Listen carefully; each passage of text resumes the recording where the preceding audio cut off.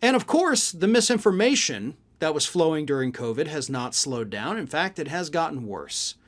According to a new report from M. Booth Health, a study called the Pharma Brandemic, more than 1,000 demographically diverse adults across the United States were polled.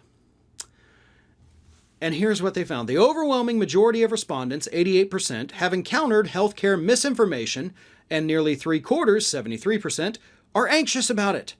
More than 1 in 3 believe they come across false health information almost every day. So health misinformation, in case you haven't noticed, is growing out of control.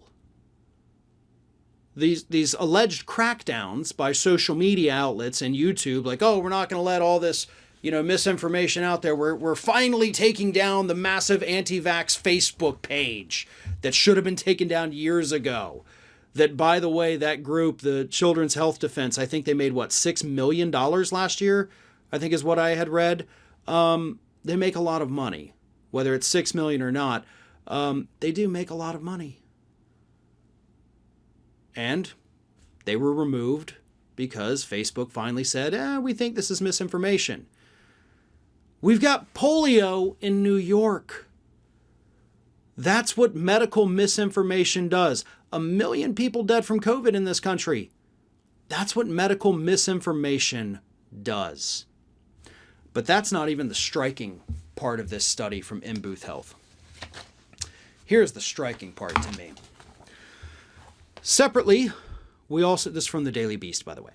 Separately, we also surveyed 101 full-time healthcare providers. Almost all, 99% of them, said they have patients share misinformation every week. And 90% of medical professionals are anxious about this. Nearly half, 48%, say they now have less confidence that patients will comply with their recommendations. Perhaps unsurprisingly, the same percentage of patients, 48%, say they are now more comfortable challenging their doctor. So all of this misinformation, and there's another part to it other than just misinformation. I'll get to that in a moment. But all of this misinformation, what it's doing right now, according to doctors and healthcare workers, is you've got people walking into the doctor's office. The doctor says, okay, look, you have this problem. We're going to do X, Y, and Z. We're going to get you fixed up, hopefully, and we're going to make you better. And the patient says, now hold on there, Jack. I may not have gone to medical school, but I saw on Facebook, right, from this very important group, they've got like 10 million followers. They say you're wrong. They say, give me the horse medicine. That's what I want. Maybe I should have gone to the vet instead. And the doctors, they can't do anything about it. They can sit there and say, well, as somebody that went to medical school and's been practicing medicine for a couple decades, you're wrong. Please do what I'm saying. And then the patient leaves and half the doctors are like, yeah, that person's not going to listen to me. Doctors are getting burnt out from this, the report also states. Because you know why the burnout happens? Because when that patient that doesn't want to take the doctor's advice because they know better because they read it on Facebook, they don't listen to the doctor, they get worse, they come back. And no matter how many I told you so's the doctor gives, the patient still insists, no, I'm still right. I may be on my deathbed because I didn't listen to you, but darn it, I'm still right. Until, of course, their final moments, as we saw plenty of times during the pandemic, people on their deathbed saying, I wish I'd gotten the shot. I wish I had taken this seriously. I wish I hadn't followed the misinformation. That's what we're seeing in this country. And as I mentioned, there's another part of it too. It's not just the misinformation. It's the overwhelming amount of information.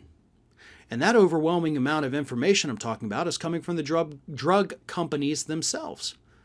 Another thing that's happening that's also frustrating doctors to no end is the fact that we have direct-to-consumer advertising of prescription drugs here in the United States. And what's been happening for 20 years now is that patients go into the doctor's office not waiting for the doctor to tell them what they need, but they go in and act like they're ordering at a deli. They say, hey, doc, yeah, I've got these problems, but I saw this commercial on TV. I want that drug. I want that thing. The people in the commercial looked all happy. They're dancing. I want to dance. Give me the drug. And if you think I'm making that up, go and look through all the studies from the last 20 years that have shown that people are now walking into the doctor's office demanding, give me this thing I saw on TV. Which is why we're one of only 2 countries on the planet, New Zealand being the other one, that even allows that to happen in the first place, the direct-to-consumer advertising. That's where we're at today. We're inundated with news from Big Pharma saying, hey, you need this drug.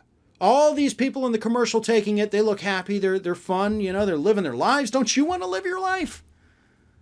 And then on the other side, you have people saying, oh no, you don't need any of this.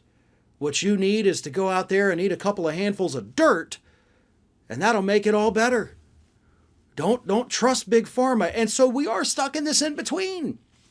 I have seen, again, through my work for almost 20 years with various law firms, I've seen the documents from Big Pharma. These folks are scumbags, up and down, no question about it. They will lie to your face about a drug that is going to kill you and tell you it's the only thing you ever need to take and you're going to be great. It is difficult to trust these individuals. At the same time, they do still produce life-saving medication. So it's easy to see how you get to that misinformation. There is a lot of distrust there, and there should be. Because, again, a lot of the people, including some of the prominent anti-vaxxers, they've fought these companies in court. But it skewed them to the point where they now believe you can't trust anything. The truth is somewhere in between. And unfortunately for doctors, the public doesn't know what to do. They don't know who to trust. We're just kind of left in the middle. Big Pharma's greedy. Big Pharma rips us off. Big Pharma tries to sell us drugs we don't need. But they also make things we do need, like vaccines and life-saving medications that we just wish we could afford to take. But then all of that greed, all of those horrible documents feeds into the you can't trust Big Pharma, they're only out to kill you, misinformation. It's a vicious cycle.